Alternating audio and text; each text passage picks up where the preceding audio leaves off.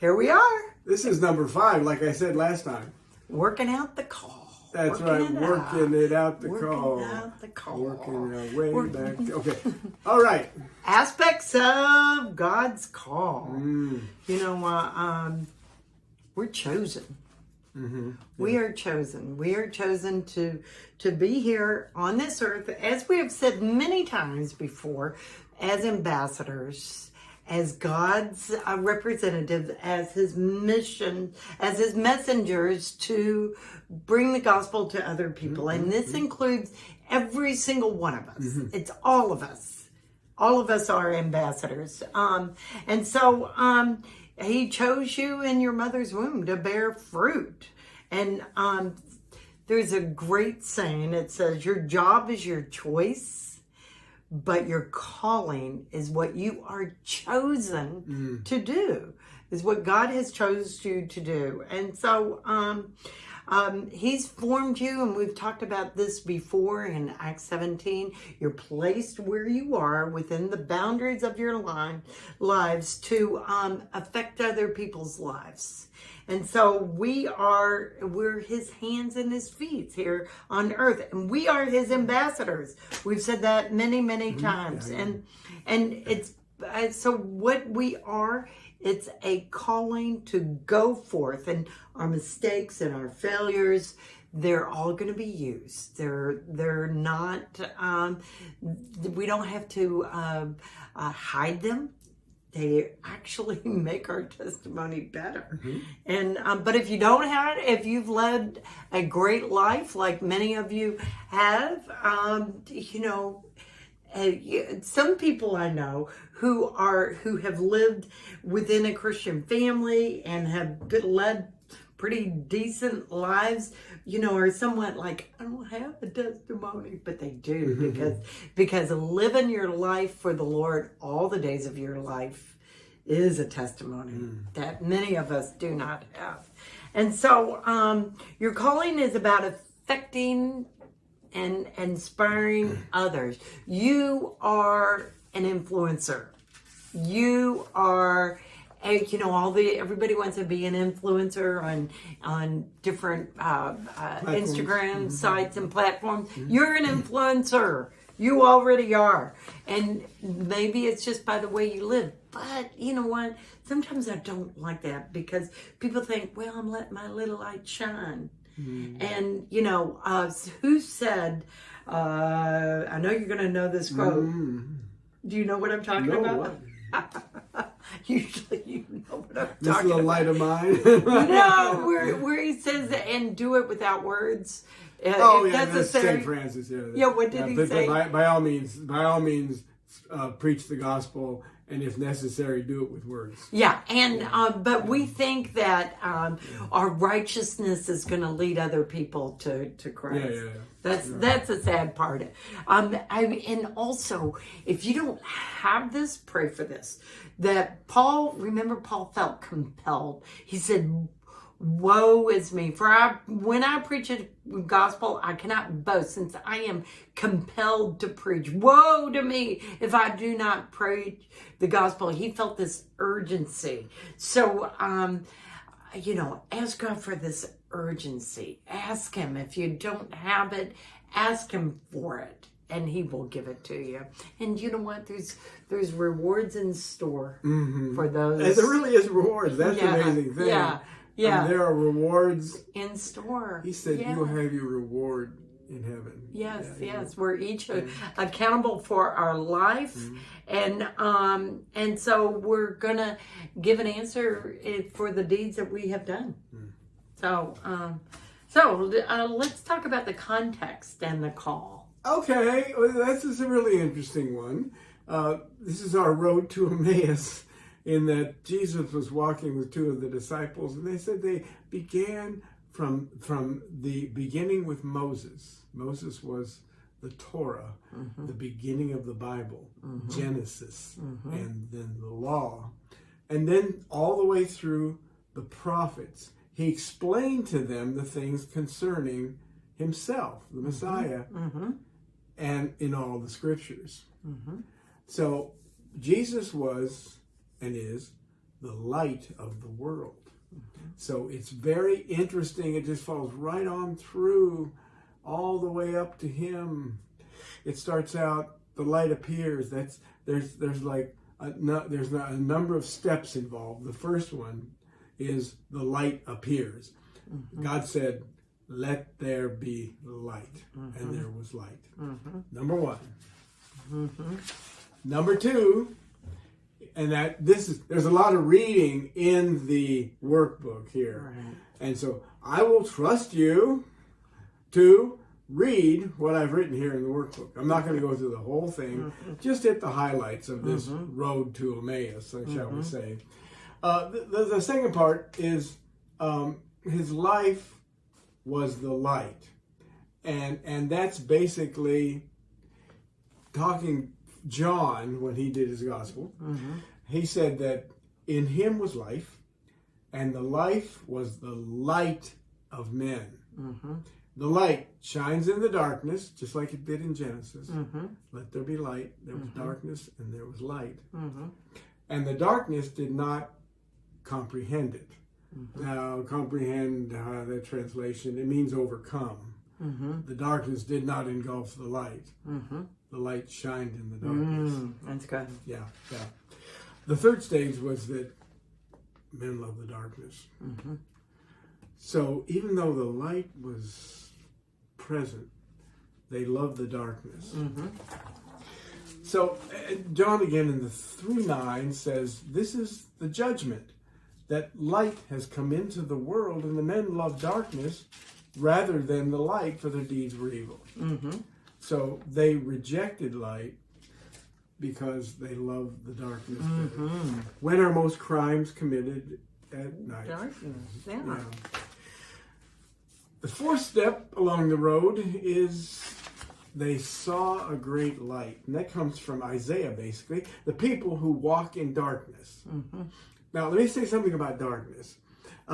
It really, if one is honest, one really understands darkness. Everybody can understand darkness. How can they do that? Well, if they're honest, without any kind of weird philosophies, they can say, the curtain's going to fall on me someday. And you ask, okay, the curtain's going to fall. If you're 70, you may be 60, you may be 90, but the curtain's going to fall on someday, your flesh.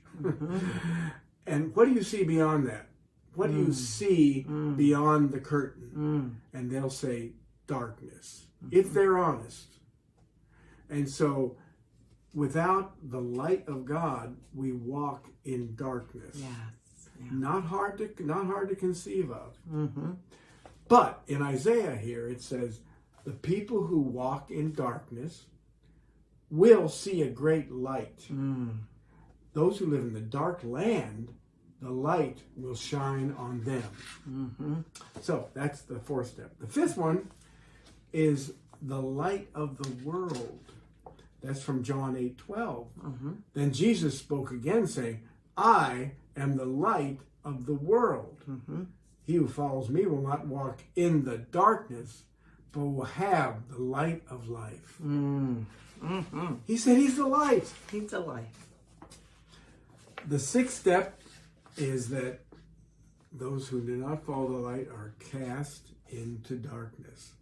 And this largely comes from a parable where they talk about the wedding guests when they show up at the wedding and they are not dressed in wedding dress, which is the cleansing robe of righteousness, right? And so they are thrown into the outer darkness where there's weeping and gnashing of teeth.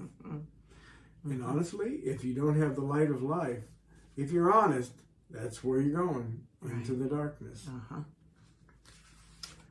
The last stage is those who follow the light become sons and daughters of the light.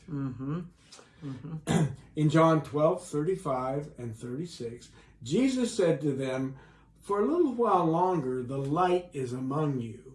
He's talking to his disciples just before crucifixion.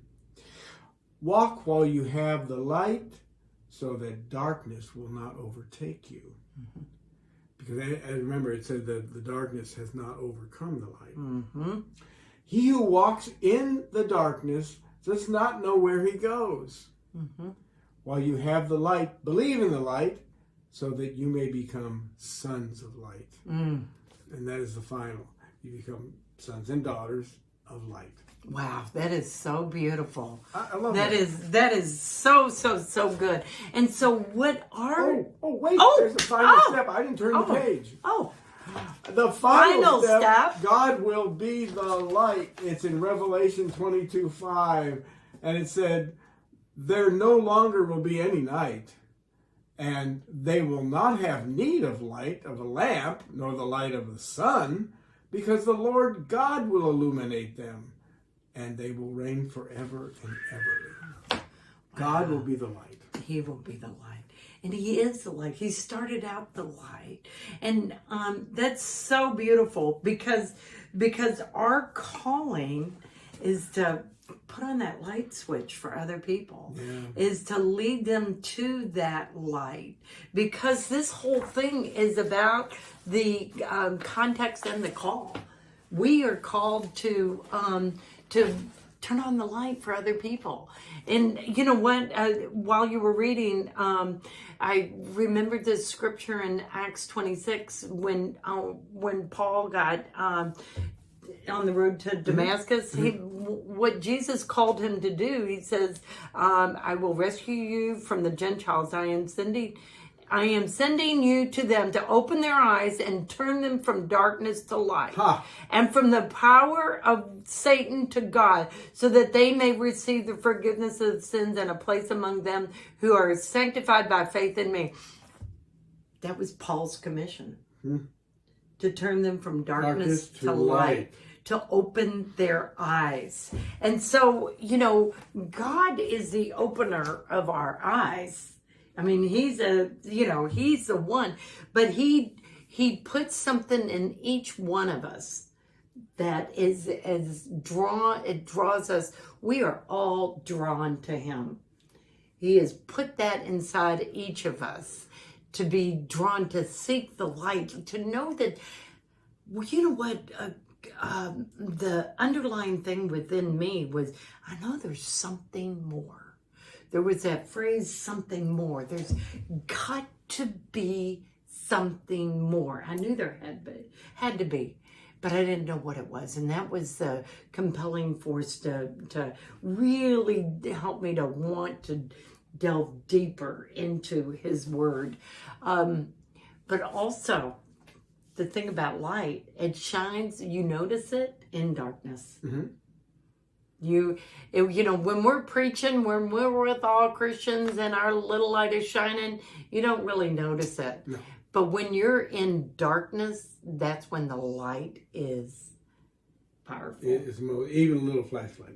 Even a little flashlight. That's right. That's so cool. Yeah. That's so cool. And so acquiring a vision for your purpose. Exactly. This is Acquiring a vision. Vision is what you see. in the light. I really want to read your quote. Okay. Okay, this is one of my favorite authors, and he's Jewish. He was Viktor Frankl. He survived Auschwitz for 3 years, and Viktor Frankl said, "There's only one reason why I'm here today. What kept me alive was you. Others gave up hope. I dreamed that someday I, Viktor Frankl, had survived Nazi concentration camps. In my dreams, I've stood before you and said these words 1,000 times. Powerful. Vision. Yes. And that's what kept him alive. He knew in Auschwitz, he said, he knew who was going to live and who was going to die.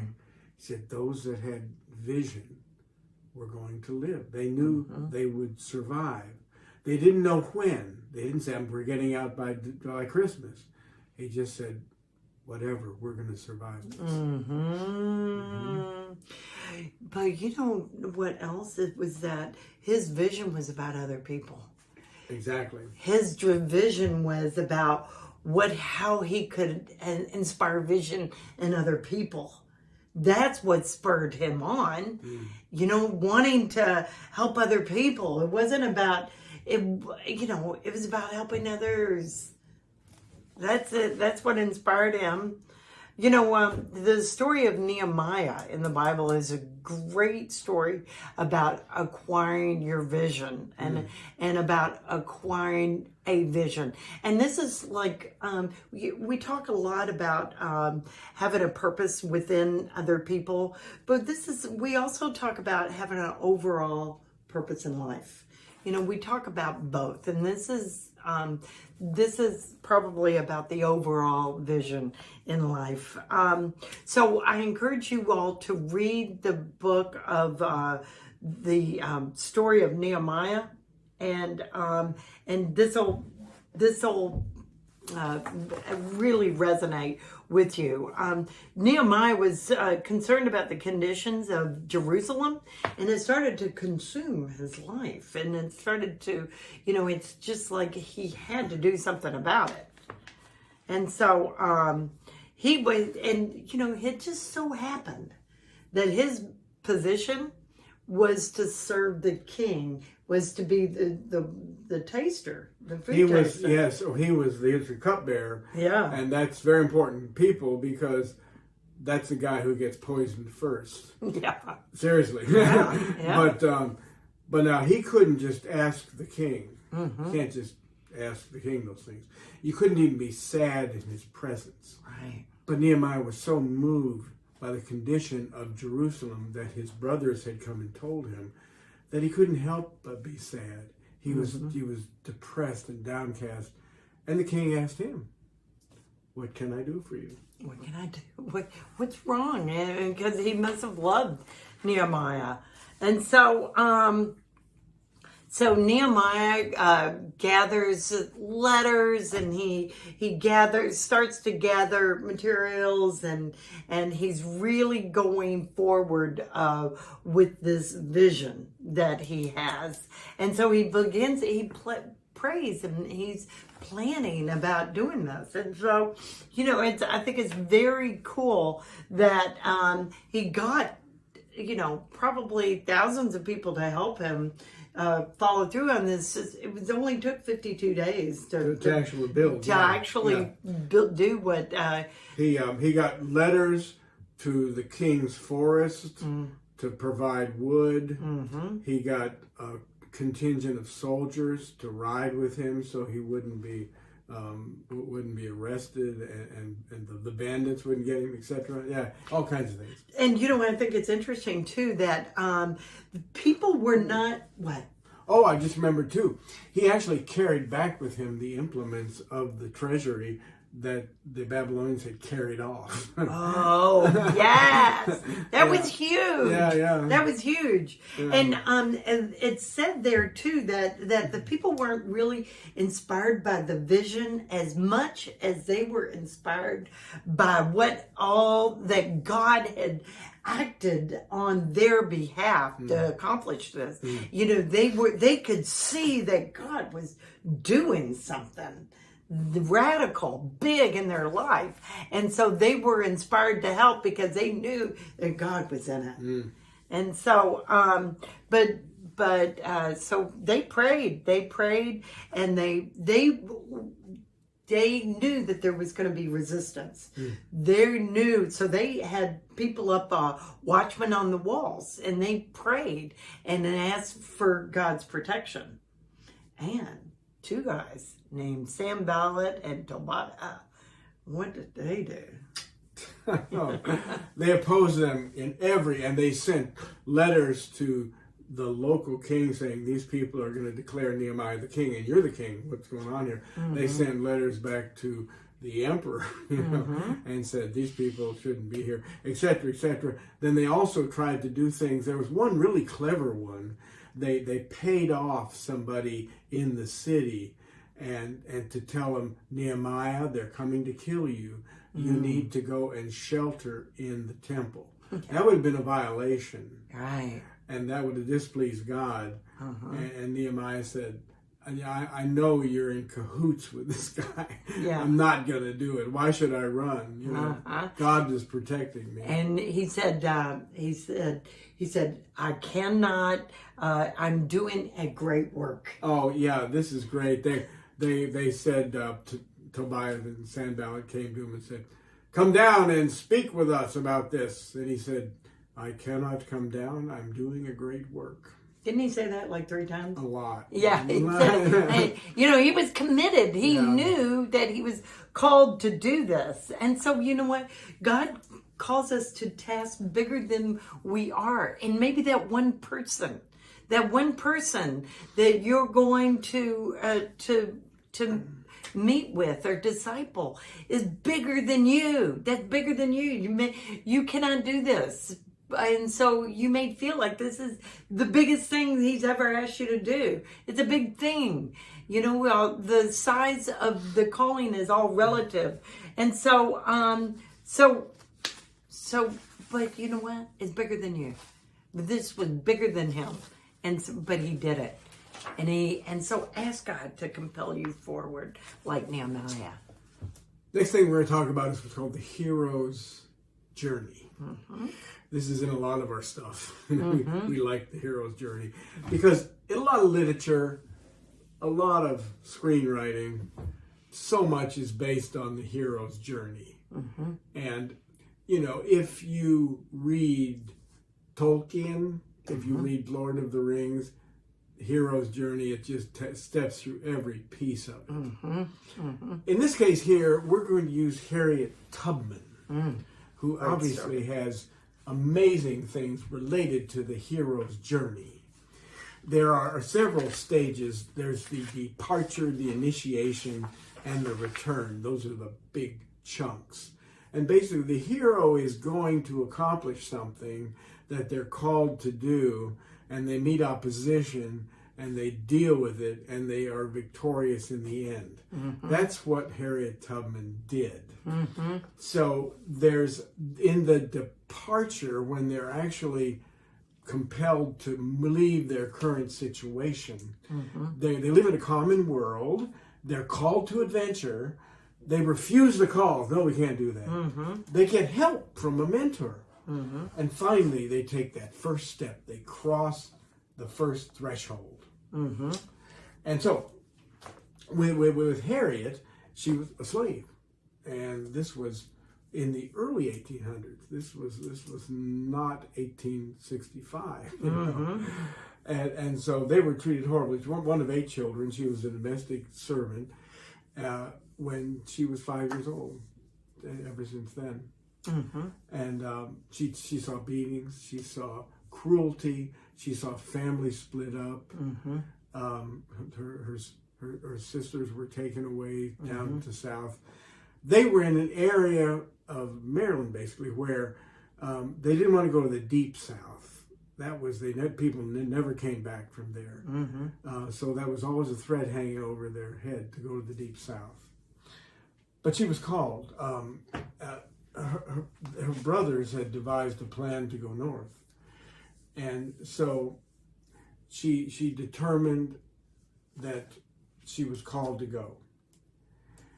But then her brothers actually were the ones that rejected the plan. They got scared. They got scared. And wanted to go back. Plan, That whole stopped everything. But then they got mentor help, and that was basically from a local pastor, and also their father arranged all this. Yeah, with the Underground Railroad. The Underground Railroad all along the way helped them all the way. And but they finally, she crossed the first threshold, being the hero. She escaped, but then she heard that her niece and her 2 children were going to be sold. So she crossed the first threshold to go back into Maryland. And you don't just go back. But she was. It was helpful because slaves never went back. Right. So she dressed well and got identification papers and traveled back as a lady. And she was obviously a freed person then, and not the original. That's how she was able to get back. That started the road of trials, and that's the initiation. That's when the rubber hits the road. And so in the 11 years, she went through and rescued 70 people and brought them north. And the amazing thing she had to do that, a lot of suffering. Well, there was the supreme ordeal, 1856. Her capture would have resulted in a $40,000 reward. They didn't really know who this person was. They thought it was a male that was doing this. It was actually her. And $40,000 in the Old South was a fortune. And but she went 19 times back, 19 trips into the South, and most of it was walking. Most of it was really walking. And so she rescued also her 70-year-old parents and brought them back. And then the ultimate boon was she served in the Union Army. She commanded a whole regiment of liberated slaves. And she went back on spy missions, on scouting missions. And in 1863, she accompanied Colonel James Montgomery in an assault on several plantations along the Comanche River, rescuing more than 700 slaves. The return, when she crossed the final threshold, she lived a selfless life, and brought others to freedom, such that she was the master of both worlds. They called the person that was doing this Moses because they didn't know who it was, but it was Harriet Tubman all along. And then she had credibility. She fought for women's suffrage. She was then involved in getting women the vote. So it shows what one person who really cares can do. She had truly had the hero's journey.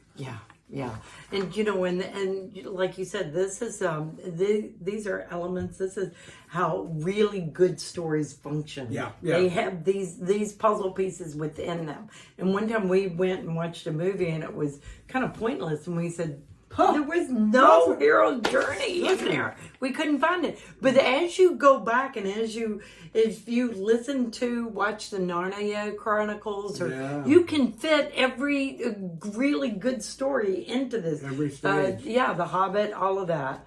So what is the story? And there's a point to this, because we're going to talk to you about writing your story. So be thinking about that. Yeah, telling your story. But so what is... what's the story about? What's the story about? So, well, generally what it's about is about 5 things. This is all the way from Peter Rabbit to everybody else. There's a purposeful account. There's a reason why it's being written. There's a vulnerable character, and Harriet was certainly as a slave being beaten. I mean, she had a skull fracture or a bad concussion from being hit with something. With a rock, because she was trying to, somebody else was being beaten, and she wanted to help them. So they hit her with a rock. And so the character faces a struggle. Of course, she was facing struggles all along. And they make a discovery. And her discovery was, I can do this. I can help people. And it changes life, changes her life, changes everybody else's life. Right. So there's those 5 elements. So now, what is your mission story? This is kind of a worksheet right here, actually, isn't it? So it asks questions about what is your purpose and your mission? What are your vulnerabilities that's important to know? What are the obstacles that you consider you might face? What do you hope to return? What's the gain? What are you trying to accomplish in the discovery? And how will things change your life as a result? So I love this. It's very, very simple. And but it helps you think about your story and an easy way to tell or to write your story. It's called the Pixar Story Spine. And so we're going to list these things, and this is a worksheet. So if you follow in any Pixar story from Toy Story on, you'll see these elements within it. They say once upon a time, every day, until one day. Because of that, then because of that, until finally. So what you do is you tell your story. Once upon a time, what's your background? Mm-hmm. Every day, what was your life like? Until one day, how were you saved? Mm-hmm. Because of that, how was your life changed? Because of that, now that your life has been changed, what's different? Until finally, how has your direction changed? What do you do with the rest of your life? Okay. So tell your story there. Tell your story. You can take the elements that you wrote there on that worksheet and just plug them in to this story page. I know not everybody likes to write, but you've already got the outline written there. Yeah, we're trying to make it real simple and you for can you. just write it. And if you want to, you can use ChatGPT for this. No, you can't. Just kidding. No, it wouldn't work anyway. That doesn't know you. It doesn't know your story. No. Okay. All right. So that's it. We'll go to the last section. The last section. Purpose finally. section the 6. Last of the last. Oh my goodness! Can you believe it?